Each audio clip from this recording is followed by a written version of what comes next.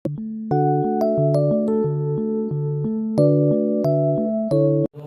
का टॉपिक है adjustments of capital. Chapter is retirement of a partner. और जो टॉपिक करने लगे हैं इसके बेस पे you will be able to solve question, back exercise question from 43 to 56। तो ये 40 से लेके 56 तक के क्वेश्चन आपके आराम से हो जाएंगे। एक क्वेश्चन मैं करवा रहा हूं, ठीक, और उसको हम डिस्कस करेंगे। अब ये पहले पता होना चाहिए एडजस्टमेंट ऑफ कैपिटल है क्या। इस टॉपिक के अंदर या तो हमें total capital of new firm already given in the question, या उससे रिलेटेड कोई ना कोई इंस्ट्रक्शन दी होगी कि भाई नए फर्म की कैपिटल को ऐसे निकालना है, कोई ना कोई इंफॉर्मेशन होगी, उससे हमें पता चल जाता है कि ये टॉपिक किस से रिलेटेड है, एडजस्टमेंट ऑफ कैपिटल से। तो एक क्वेश्चन हम डिस्कस करते हैं। Book again TS Grewal, back exercise के अंदर पेज नंबर है 6.64, क्वेश्चन नंबर है 46।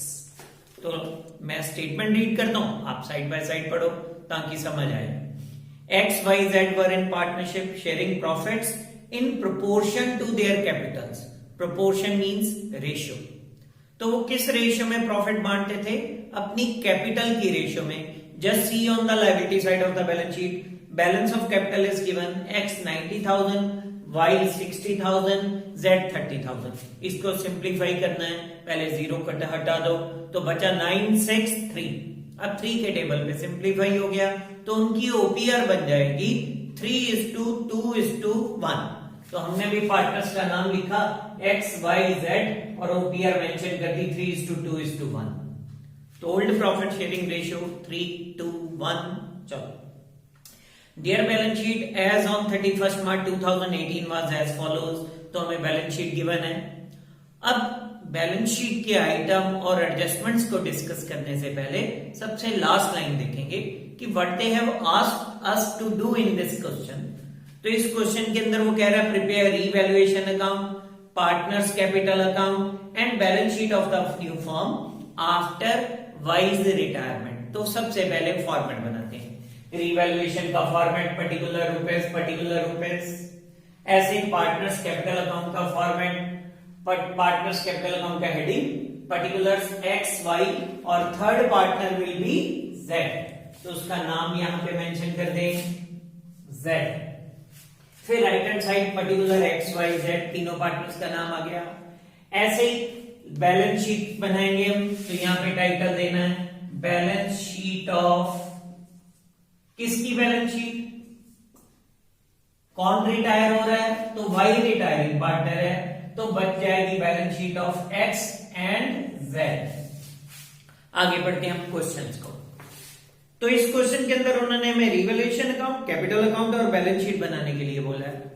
तो अब इसके लिए हमें पहले आइटम्स को गो थ्रू करना पड़ेगा। दो तरीके, बैलेंस शीट से शुरू करें और एडजस्टमेंट साइड बाय साइड देखते जाएं, या एडजस्टमेंट से शुरू करें तो बैलेंस शीट को साइड बाय साइड देखते जाएं।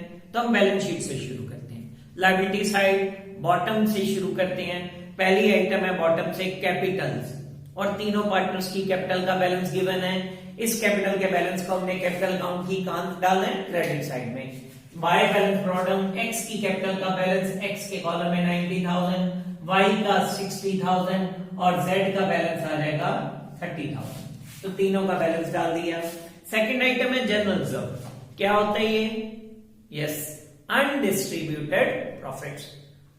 जब कुछ नहीं बोला तो what is the method, we have to divide it. तो by writing it off we will distribute it. OPR में बांट देना है तीनों पार्टनर में 3:1 में। तो 6,000 बांट दिया है, 3,000, 2,000 एंड 1,000। ऐसी एक आइटम है वर्कमैन कंपनसेशन फंड 9,000 की। इसको भी क्या करना है, डिस्ट्रीब्यूट। किस रेशियो में, ओपीआर। तो 9,000 को जब 3:1 में बांटेंगे तो शेयर X के कॉलम में 4,500, Y के कॉलम में 3,000 और Z के कॉलम में आ गया 1,500। लायबिलिटी साइड में अब एक आइटम रहेगी टॉप पे first, that is sundry creditors. Creditor outsiders liability है।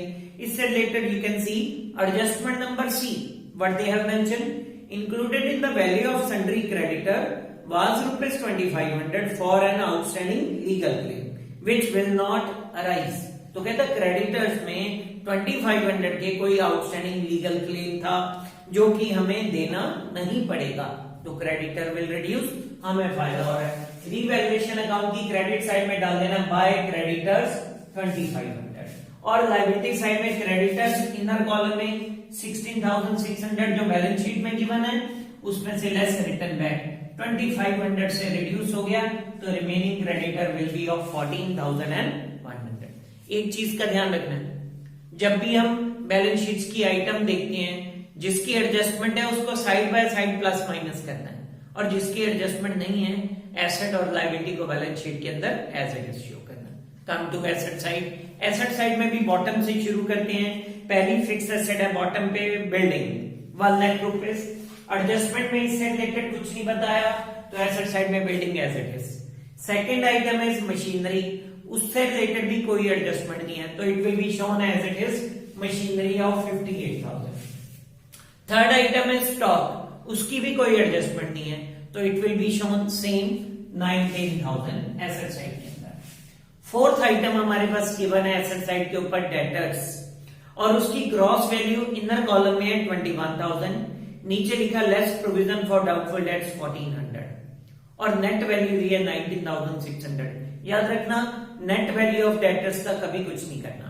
अब पहली एडजस्टमेंट पे आओ, provision for doubtful debts to be increased to 10% of debtors, तो प्रेजेंटली प्रोविजन जितना है उसको इंक्रीज करना है अप टू 10%, तो 21,000 का 10% करें वो बना 2100, लेकिन ऑलरेडी प्रोविजन है 1400 का, तो कितने से और बढ़ गया 700 से, तो डेबिट साइड में डाला to provision for bad debts 700 और साथ में ही एसेट साइड में डेटर्स के 21,000 में से 10% 2100 माइनस कर देना, remaining debtor will be of 18,900। Next item on asset side is cash 15,000, तो कैश के नाम लिखा और एसेट साइड के अंदर राउंड ब्रैकेट में कैश का ओपनिंग बैलेंस डाल दिया, हमारे पास था 15,000 का। तो इसी के साथ हमारी बैलेंस शीट की सारी आइटम डिस्कस होगी। अब हमें एडजस्टमेंट्स को गो थ्रू करना है, तो बैलेंस शीट के नीचे देखते हैं what they have written. On the above date Y retired owing to ill health, तो वाई बीमार हो गया जिसके कारण वो जोड़ के जा रहे हैं फॉर्म को। The following adjustments were agreed upon for the calculation of amount due to Y, और ये वाली कुछ एडजस्टमेंट्स हैं जो वाई से रिलेटेड है। तो पहली adjustment provision for doubtful debt we have already done. Goodwill, second adjustment goodwill of the firm be valued at 36,000, तो ये रिटायरमेंट के टाइम पे कैलकुलेट की गई है, तो ये कौन सी गुडविल है सेल्फ जनरेटेड। इसमें से रिटायरिंग पार्टनर को उसका हिस्सा देना है, तो रिटायरिंग पार्टनर का शेयर बना 2/6 means 1/3, calculate 1/3 of 36,000 it will B 12,000। अब y को 12,000 देना, देगा कौन दूसरे दोनों पार्टनर, किस रेशियो में गेनिंग रेशियो में, तो एंट्री डालनी है x capital account debit, z capital account debit to y capital account, तो y को देना 36,000 का 2/6 पार्ट, वो बना 12,000 और ये 12,000 की अमाउंट उसको कैसे देनी आगे बढ़ते हैं। And be adjusted into the capital account of x and z who will share profits in future in the ratio of 3:1। तो देखो y तो चला गया और रिमेनिंग पार्टनर्स की एनपीआर भी सेम है 3:1, तो इस केस में गेनिंग रेशियो निकालने की जरूरत नहीं, इट विल बी सेम, जितनी ओपीआर थी 3:1 वही एनपीआर 3:1 और वही गेनिंग रेशियो रहेगी 3:1। तो y को 12,000 देना है, वो 3:1 की रेशियो में x और z कंट्रीब्यूट करेंगे, तो x will contribute 3/4 part of 12,000 that will be 9,000 and z will contribute 1/4 part that will be 3,000। अब इस एंट्री को हम कैपिटल अकाउंट के अंदर फिट करते हैं, x कैपिटल अकाउंट डेबिट है, z कैपिटल अकाउंट डेबिट है, तो हमने भी डेबिट साइड में लिखना है, नाम किसका लिखना है टू वाइज कैपिटल अकाउंट, तो हमने डाला to Y's capital account, x के कॉलम में 9,000 और z के कॉलम में 3,000। ऐसे ही वाइज कैपिटल अकाउंट क्रेडिट है तो हम भी क्रेडिट साइड में डालेंगे, नाम लिखेंगे by x capital account by z capital account और पैसे डालेंगे y के कॉलम में। गेटिंग, अगली एडजस्टमेंट देखते हैं। इसके बाद सी एडजस्टमेंट क्रेडिटर से related we have already done. इसके बाद नेक्स्ट एडजस्टमेंट है D, X and Z also decided that the total capital of new firm will be 1,20,000 in their profit sharing ratio. जैसे कि मैंने पहले ही बताया, एडजस्टमेंट ऑफ कैपिटल के मेथड के अंदर या तो total capital of new firm will be given directly या इनडायरेक्टली, या उससे रिलेटेड कोई ना कोई इंस्ट्रक्शन दी होगी। तो यहाँ पे तो डायरेक्टली अमाउंट है 1,20,000। ये न्यू फर्म के अंदर रिमेनिंग पार्टनर्स की एनपीआर में बांटनी है। तो 1,20,000 को हम 3:1 में डिस्ट्रीब्यूट करें तो कैपिटल अकाउंट में पहले से ही डाल देना है, to balance carry down. X का शेयर आएगा 90,000 और जेड का शेयर आया 30,000। ये total capital of new firm को एनपीआर में बांटने के बाद शेयर है। यही बैलेंस कहां जाएगा? लायबिलिटी साइड के अंदर। तो बैलेंस शीट की लायबिलिटी साइड में कैपिटल अकाउंट लिखा, एक्स का शेयर 90,000, जेड का 30,000 और टोटल 120। बच्चे के माइंड में क्वेश्चन आता है वाई का क्यों नहीं डाला? तो वाई तो रिटायरिंग पार्टनर है, वो तो छोड़ गया, आगे कंटिन्यू नहीं करेगा, तो उसको कैपिटल अकाउंट के अंदर नहीं डालना क्योंकि वो पार्टनर नहीं रहा। आगे चलते हैं। अब साथ में उसने बोला था actual cash to be brought in और to be paid off as the case में बी। यदि हम कैपिटल अकाउंट के अंदर to balance carry down remaining partners का पहले ही डाल देंगे तो नेचुरली किसी ना किसी साइड में बैलेंसिंग फिगर आएगी। ये सेटलमेंट जो करनी होती है, बैलेंसिंग फिगर को फिल करना होता है, या तो कैश में करते हैं या करंट अकाउंट के अंदर करते हैं। तो यहां उन्होंने बोला था actual cash to be brought in और टू बी पेड ऑफ, तो सेटलमेंट कैश में करनी है, लेकिन ये बाद में करेंगे। इसके बाद नेक्स्ट एडजस्टमेंट देखें। कहता Y to be paid 9,000 immediately. तो जो रिटायरिंग पार्टनर है उसको जितना देने वाला है उसमें से 9,000 इमीडिएटली दे देना है। जब हम पे करेंगे तो कैश विल रिड्यूस, तो एसेट साइड में कैश में से 9,000 हमने माइनस कर दिया। अब पेमेंट करेंगे वाई को, तो जर्नल एंट्री क्या बनी? Debit the receiver, Y's capital account debit to cash.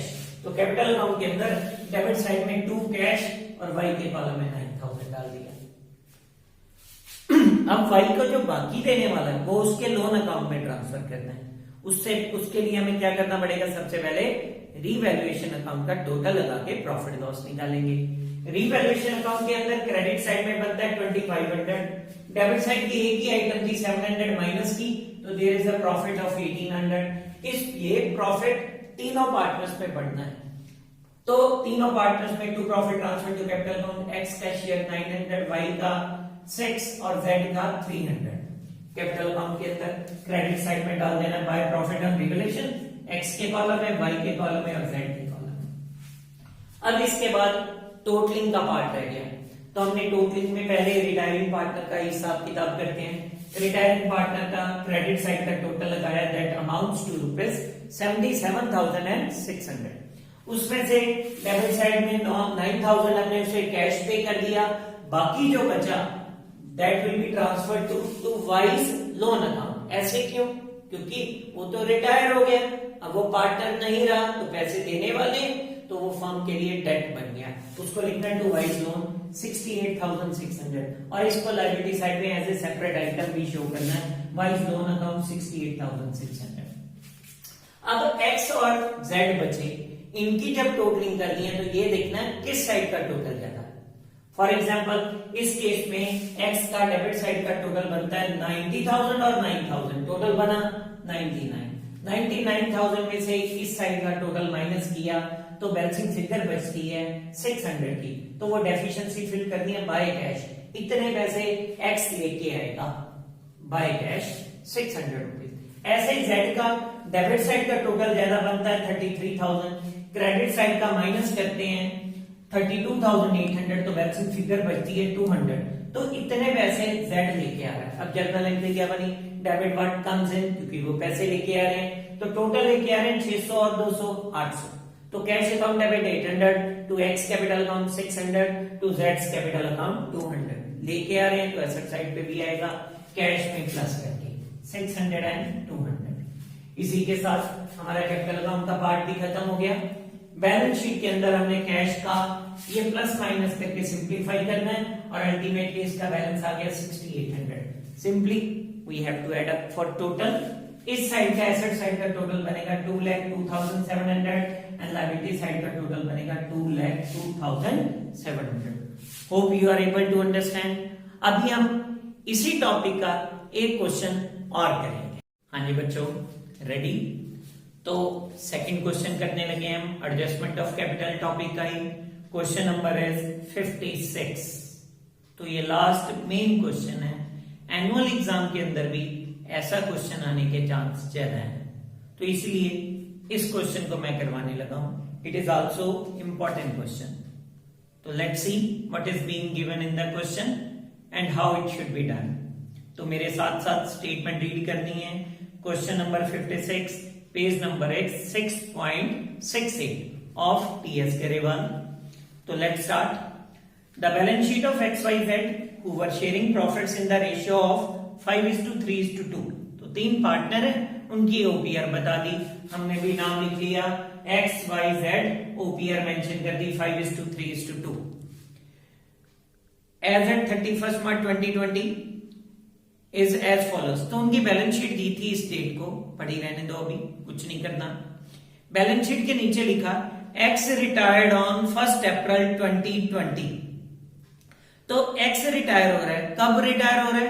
1 अप्रैल 2020 को। तो जो रिटायरिंग पार्टनर है मैंने उसको सर्कल कर दिया। Y and Z decided to share profits in future in the ratio of 3:2। साथ में हमें एनपीआर भी बता दी कि X तो चला जाएगा और Y और Z की एनपीआर कितनी रहेगी? 3:2। यदि ओपीआर Y और Z की आपस में 3:2 थी, सेम प्रोपोर्शन में Y और Z न्यू रेशियो भी डिसाइड करते हैं, तो इनकी गेनिंग रेशियो भी क्या रहेगी? सेम। तो इसके बाद आगे चलते हैं क्वेश्चंस के अंदर। पहली एडजस्टमेंट दी है, goodwill of the firm is to be valued at 80,000। तो फर्म की टोटल गुडविल कितनी? 80,000। ये कौन सी गुडविल है? Self generated goodwill. अब 80,000 में से X का शेयर निकालना है। 5 + 3 + 2 टोटल बना 10। तो X शेयर विल बी 5/10। किसका? 80,000 का। तो इसको कितना मिलेगा? हाफ पोर्शन मिल जाएगा 40,000। अब इसको 40,000 देगा कौन? Y और Z। किस रेशियो में? एनपीआर। और वो एनपीआर क्या उनकी? 3:2। 3/5 किया 40,000 का, 2/5 किया तो शेयर निकला है 24,000 एंड 16,000। अभी रहने दे इसको यहीं। अब हम बैलेंस शीट के ऊपर चलते हैं। बैलेंस शीट की टर्न बाय टर्न आइटम देखेंगे और साथ में डिस्कस करते जाएंगे। लायबिलिटी साइड में बॉटम से शुरू करते हैं। पहली आइटम है कैपिटल। XYZ तीनों की कैपिटल का बैलेंस दिया हुआ, तो हम कैपिटल अकाउंट के अंदर इसको मेंशन करेंगे बाय हेडिंग देना partners capital account. By balance product 40,000, 62,000 and 33,000। Remember, सबसे पहले लास्ट लाइन पढ़नी होती है, जो मैंने अभी तक नहीं पढ़ी थी और आपने भी शुरू कर दिया। तो क्वेश्चन की लास्ट लाइन देखते हैं। लास्ट लाइन के अंदर they have instructed us prepare profit and loss adjustment account. याद रखना, revaluation account it is also called profit and loss adjustment account. साथ में ही उन्होंने बोला पार्टनर्स कैपिटल अकाउंट। उन्होंने बैलेंस शीट का नहीं बोला, लेकिन मैं जानबूझ के बैलेंस शीट का बनो करवा रहा हूं आपको, ताकि यदि full fledge question as it is आ जाता है और साथ में बैलेंस शीट भी बोला हो, तो एटलीस्ट वो भी आपको बनानी आ जाए। तो मैंने तीनों ही फॉर्मेट बनाए हैं, revaluation account, partners capital account. लेकिन याद रखना, बोर्ड के एग्जाम में यदि उन्होंने बैलेंस शीट नहीं बोला तो नहीं बनानी, लेकिन we are going to prepare balance sheet in this particular question. तो साथ में ये बैलेंस शीट का format, balance sheet of Y and Z, liabilities rupees, assets rupees. अब ध्यान रखना है, तो कैपिटल अकाउंट के अंदर हमने सबसे पहले कैपिटल का बैलेंस डाल दिया। लायबिलिटी साइड के अंदर सेकंड आइटम बॉटम से है profit and loss account. Undistributed profit है, क्या करना होता है इसको? Yes, distribute. किस रेशियो में? ओपीआर। तो हमने by profit and loss account लिखा 5:3:2 की रेशियो में, तीनों पार्टनर में डिस्ट्रीब्यूट कर दिया। तीनों में क्यों करते हैं? क्योंकि ये रेशियो चेंज होने से पहले का, यानी रिटायरमेंट के पहले का है, तो तीनों का इसमें शेयर है, तो तीनों में डिस्ट्रीब्यूट कर दिया। अब साथ में ये गुडविल वाली एडजस्टमेंट भी उठा लेते हैं। वाइस कैपिटल अकाउंट डेबिट है, जेड्स कैपिटल अकाउंट डेबिट है, तो हमने भी कैपिटल अकाउंट में लिखा डेबिट साइड के अंदर नाम, तो एक्स कैपिटल अकाउंट, वाई के कॉलम में वाई के पैसे शो कर दिए, जेड के कॉलम में जेड के पैसे शो कर दिए। एक्स को देने हैं, एक्स कैपिटल अकाउंट क्रेडिट है, तो हमने क्रेडिट साइड में वाई और जेड का नाम लिखा और एक्स के कॉलम में पैसे शो कर दिए। आगे चलते हैं। इसके बाद लायबिलिटी साइड के अंदर एक आइटम थी एम्प्लॉइज प्रोविडेंट फंड और इसकी कोई एडजस्टमेंट नहीं है। किसी भी आउटसाइडर लायबिलिटी जिसकी कोई एडजस्टमेंट नहीं है वो एज इट इज रिकॉर्ड करनी है। तो एम्प्लॉइज प्रोविडेंट फंड 10,000 का था, it will be recorded same 10,000 rupees. इसके बाद क्रेडिटर्स दिए 50,000 के, लेकिन इसकी एडजस्टमेंट है। Adjustment number D, you can C a liability for claim included in creditors for 10,000 is settled at 8,000। हमने क्रेडिटर में से ऊपर वाले क्रेडिटर 50,000 में 10,000 के क्रेडिटर ऐसे थे कुछ जिनको 10,000 देना था, लेकिन फाइनली उनके साथ सेटलमेंट कितने में होगी? 8,000 में। तो 2,000 तो हमारा बच गया, वो प्रॉफिट है। प्रॉफिट है तो कहां डालना? रिवैल्यूएशन की क्रेडिट साइड में बाय क्रेडिटर्स 2,000, क्योंकि एक्चुअल में 2,000 हमने कम पे किया। अब दूसरी बात, हमारे क्रेडिटर तो 10 के कम हो गए, चाहे वो बाद में 8 के लिए 8,000 के लिए they are agree to settle their accounts at 8,000। तो क्रेडिटर हमारे रिड्यूस हो गए 10,000 से। अब कितने रह गए? तो 50 में से 10 गए, बाकी क्रेडिटर 40,000 के यहां आएंगे। और क्योंकि क्रेडिटर्स को हमने पेमेंट की है तो naturally our bank balance will reduce. तो एसेट साइड के अंदर bank balance you can see it is given cash at bank, पहली आइटम टॉप पे 40,000, तो 40,000 में से 8,000 रिड्यूस भी हो जाएगा। तो मैंने लिख दिया पहले बैंक 40,000 इनर कॉलम में, उसमें से ये 8,000 माइनस किया। अभी टोटलिंग नहीं करनी इसकी। आगे चलते हैं। लायबिलिटी साइड की सारी आइटम डिस्कस होगी। Come to asset side. पहली आइटम है फिक्स एसेट 60,000 का, लेकिन सेकंड एडजस्टमेंट में कहता fix assets are to be depreciated to 57,500। ये टू इंपॉर्टेंट है, यानी हमारी फिक्स एसेट 60,000 से कम होके 57,500 रहेगी। तो there is a downfall of rupees 2,500।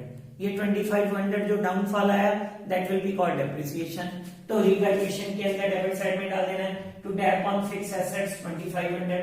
Asset side में फिक्स एसेट थे 60,000 के, less depreciation 2,500, remaining fix asset will be of 57,500 का। आगे चलते हैं आइटम फिक्स एसेट्स हो गई। उसके बाद है स्टॉक 80,000। स्टॉक से रिलेटेड कोई एडजस्टमेंट नहीं है, तो again it will be shown on asset side as it is. इसके बाद डेटर्स हैं 1 लाख रुपीज। तो adjustment number 3 C, make a provision for doubtful debts at 5% on debtor. तो 1 लाख का 5% निकालेंगे 5,000। तो ये तो रिवैल्यूएशन की डेबिट साइड में भी डालना है, और एसेट साइड में 1 लाख के डेटर में से 5,000 माइनस करके 95,000 इन रिमेनिंग कॉलम। इसके बाद कैश एट बैंक के अंदर हम ऑलरेडी लिख चुके हैं। इतना सारा क्वेश्चन करने के बाद यू कैन सी मैंने अभी यही ब्लैंक छोड़ दिया है। उसका रीजन ये है क्योंकि हमें वर्किंग नोट 2 बनाना पड़ेगा। हाँ जी बच्चों, तो करें अगला पार्ट। उससे पहले लास्ट एडजस्टमेंट देखते हैं एक बार, क्या कहता है वो लास्ट एडजस्टमेंट। डी के बाद नीचे पैरा दिया हुआ है, the amount to be paid to X by Y and Z in such a way that their capitals are proportionate to their profit sharing ratio. क्या मतलब हुआ इसका? कहता जी एक्स जो रिटायरिंग पार्टनर है उसको उसका शेयर नगद पे करना है। पे करने के लिए पैसे कौन लेके आएगा? वाई और जेड जो रिमेनिंग पार्टनर है, और वो इस तरह से लेके आएंगे कि उसको पेमेंट भी हो जाए और वाई और जेड की कैपिटल का बैलेंस उनके बीच में प्रॉफिट शेयरिंग रेशियो में बढ़ जाए, यानी बैलेंसिंग फिगर ना रहे, रादर वो एनपीआर में डिस्ट्रीब्यूट हो जाना चाहिए। इसके अलावा एक और कंडीशन लगाई है उन्होंने, and leave a balance of ₹15,000 in the bank account. और साथ में उन्होंने एक कंडीशन लगाई है कि वाई को पे करना है उसका हिस्सा, एक्स को पे करना है उसका हिस्सा, पैसे लेके वाई और जेड आएंगे, और पेमेंट करने के बाद भी बिजनेस के अंदर एटलीस्ट कितना बैंक बैलेंस होना चाहिए? 15,000 का। Are you getting? आगे चलते हैं।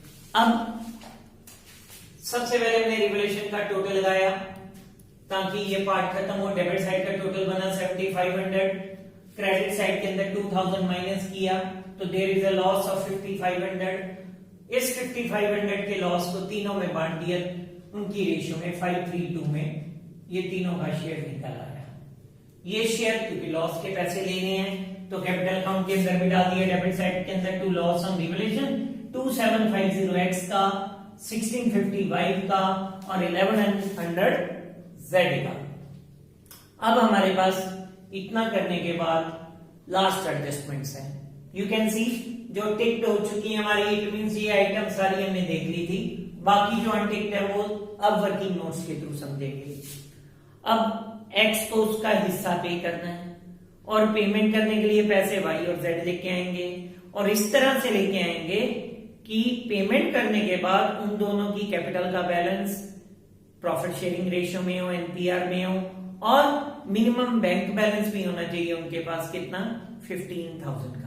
अब हमें वर्किंग नोट 2 बनाना पड़ेगा, तो हेडिंग दिया working notes number 2, calculation of total capital of new firm. जब हम न्यू फर्म की बात कर रहे हैं तो न्यू फर्म का मतलब सिर्फ y और z है। आगे करते हैं कैसे एडजस्टमेंट करनी है। आगे क्या करते थे, सिंपली हम क्रेडिट साइड का टोटल लगाते थे, डेबिट का माइनस करते थे और बैलेंस का इनकम निकाल लेते थे। अब क्योंकि कैपिटल का बैलेंस प्रॉफिट शेयरिंग रेशियो में होना चाहिए तो ये बैलेंसिंग हमें वर्किंग नोट्स में करनी पड़ेगी। कैसे, जैसे हमने लिखा wise capital balance after adjustments, उसके लिए हमने y की क्रेडिट साइड का टोटल लगाया सिर्फ इन दो आइटम का जो मैंने टिक की है, 62,000 एंड 2,500 ऐड करते हैं तो ये बनता है 87,500 और डेबिट साइड की ये दो आइटम 24,000 प्लस 1650 ये बनते हैं 25,650। क्योंकि ये तो अभी निकाला है मैंने, तो पहले नहीं था तो सिर्फ इतना ही करना है। तो क्रेडिट साइड के टोटल में से डेबिट साइड का माइनस करके बैलेंसिंग फिगर निकाल लेनी है, दैट इज 61,850। ऐसे ही जेड्स कैपिटल बैलेंस क्रेडिट साइड की सिर्फ दो आइटम उठाई, 33 और 17 ऐड करके बन गया 50, उसमें से डेबिट साइड की दो आइटम जेड की 16,000 और 1100 माइनस कर दिया, ये बना 17,100 माइनस करके आ जाएगा 32,900। y और z का निकाल लिया। अब हमें ये देखना है कि भाई रिटायरिंग पार्टनर को कितना पे करना है, तो उसको भी कैलकुलेट करने का सेम तरीका, लेकिन उसके लिए लिखेंगे क्या, अमाउंट पेएबल टू x, कितने देने हैं।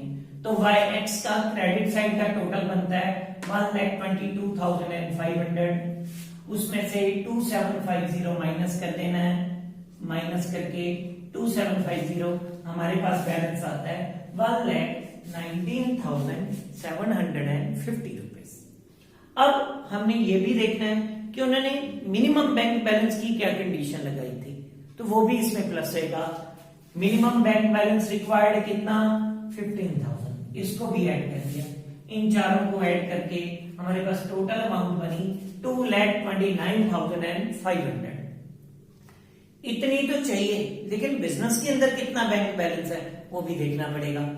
तो लेस एग्जिस्टिंग बैंक बैलेंस, उसके लिए हम एसेट साइड पे पहुंचते हैं। अभी तक हमने बैंक के अंदर दो ही आइटम डाली थी जो टिक्ड है, एक बैंक बैलेंस जो एसेट साइड के अंदर गिवन है 40,000 और 8,000 जो हमने क्रेडिटर को दिया था, तो 40 में से 8 माइनस कर दिया। अवेलेबल बैंक बैलेंस कितना है, 32,000, that can be used for payment, तो हमने इसको लेस कर देना है। Less existing bank balance 32,000 minus किया 2,29,500 में से 32,000, तो ये हमारे पास आ गई अमाउंट 1,97,500। ये क्या आ गया, this will be total capital of new firm. अब ये नई फर्म की कैपिटल है तो नेचुरली इसको न्यू पार्टनर्स में बांटेंगे, रिमेनिंग पार्टनर्स में बांटेंगे, तो इसको y और z में डिस्ट्रीब्यूट करना है 3:2 की रेशियो में। जब हम डिस्ट्रीब्यूट करते हैं तो y का शेयर आएगा 1,97,500 मल्टीप्लाइड बाय 3/5, तो सिंप्लीफाई करके 1,18,500। ऐसे ही z का 2/5 करेंगे तो उसका शेयर आ जाता है 79,000। कैपिटल के बैलेंस को कैपिटल अकाउंट में डाल देना है, 2 बैलेंस कैरी डाउन, y का बैलेंस y के कॉलम में, z का बैलेंस z के कॉलम में, ये पहले ही डाल दिया। अब हम टोटलिंग लगाएंगे तो y के कैपिटल अकाउंट का टोटल ज्यादा बनता है डेबिट साइड का 1,44,150, ऐसे ही z का डेबिट साइड का टोटल ज्यादा बनता है 96,100। क्रेडिट साइड का ये आइटम माइनस करके इस टोटल में से ये बैलेंस फिगर निकल आएगी। y की बैलेंस फिगर आएगी 56,650 और z की आएगी 46,100। यानी इतना पैसा y और z लेके आएंगे। किस लिए लेके आएंगे? ताकि मिनिमम बैंक बैलेंस भी बना रहे और रिटायरिंग पार्टनर को उसका शेयर कैश में पे हो जाए, नगद पे हो जाए, उसका अकाउंट सेटल हो जाए। तो ये पैसे लेके आ रहे हैं दोनों, तो हम भी बैंक बैलेंस में ऐड करेंगे। 56,650 y लेके आया, 46,100 z लेके आया। ये जो पैसे लाए किस लिए? ताकि रिटायरिंग पार्टनर को उसका हिस्सा नगद पे किया जा सके। तो रिटायरिंग पार्टनर को देना कितना है? 1,19,750। उसको हमने टू बैंक अकाउंट x के कॉलम में डाल दिया ताकि x को उसका शेयर पे कर दें। तो x को उसका शेयर 1,19,750 पे कर दिया। अब ये बैंक बैलेंस में से माइनस हो जाएगा, तो जो प्लस वाली अमाउंट है उनको एडअप करेंगे, माइनस वाली अमाउंट माइनस करेंगे। ऑटोमेटिकली ये जो हमारा बैंक बैलेंस बचेगा ये वही बैंक बैलेंस बचेगा जितना मिनिमम बैंक बैलेंस रिक्वायर्ड था। कितना रिक्वायर्ड था? 15,000। तो ये बैंक बैलेंस भी आ गया। अब ये जो कैपिटल का बैलेंस हमने निकाला था इसको लायबिलिटी साइड में भी डाल देना है। y का बैलेंस, z का बैलेंस ऐड करके total.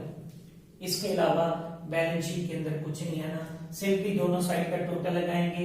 It will remain same 2,47,500 liability का and same balance will be of asset side. और कैपिटल अकाउंट के अंदर टू बैंक उसको पे कर दिया, सिर्फ टोटलिंग इक्वल करनी है 1,22,500। इस तरीके से हमारा ये क्वेश्चन कंप्लीट हो जाता है। I hope you are able to understand.